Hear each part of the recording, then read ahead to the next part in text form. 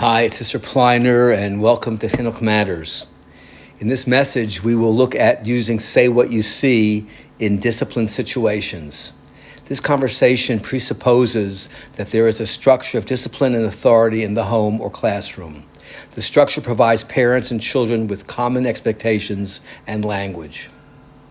Beyond these benefits, a structure of discipline and authority is one of the three main ingredients of a true chinuch environment.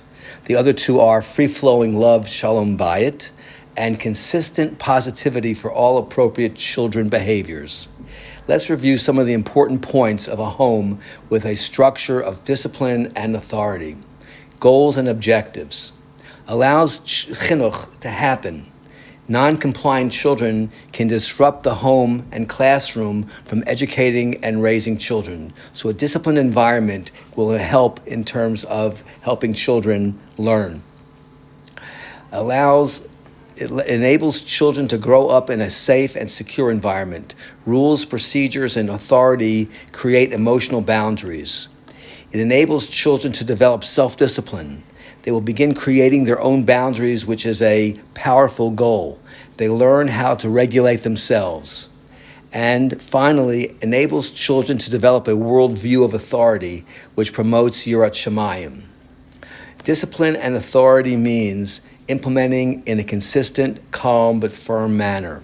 It means when the request is made for a child to do something, it must be followed through by the parent, even if the child is negatively impacted by the situation. It means that there's a caveat. If the home environment includes the other two ingredients, then any negativity that is caused by a disciplined situation will be greatly mitigated by the love and positivity that permeates the home. Now, when it comes to training compliance, it's the nature of most children to resist being told what to do.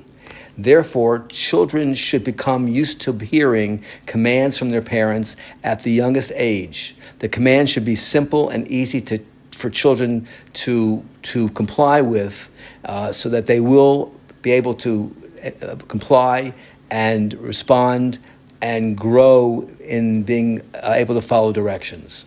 Now, it is a problem for older children who have never been put through this process, and they may not be willing to comply, and that would be a challenge that we can discuss privately if you'd like to be in touch with me. Now, there are several important principles associated with the development of rules and maintaining them. When these principles are absent, rules will be ineffective and probably short-lived.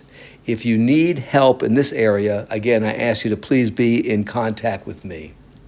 Let's take a look at applying say what you see to discipline situations now. So scenario one, the child is writing on the wall of the house.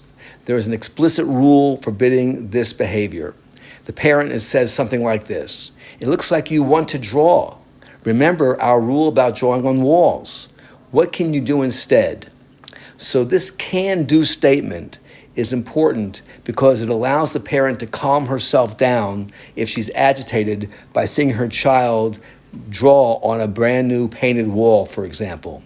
It also invites the child to become involved in the solution through the process of considering appropriate can-dos and buying into them.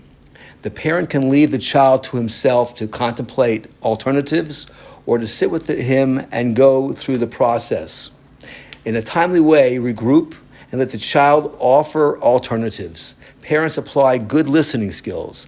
Hopefully an alternative will be decided upon, and parent can conclude by saying, "I acknowledge your cooperation and your understanding about the family rule. I'm sure you will avoid writing on the wall in the future." Let's look at another scenario. Parent asks the child to put away his toys and to get into bed. This has not been a recurring problem. "I see you don't want to go to bed yet. Maybe you're not tired. You know, we have a rule about listening to us the first time we ask you to do something. Unless there's an important reason why you didn't listen, we expect that you listen the first time. You are welcome to tell us what is the reason why you didn't listen this time."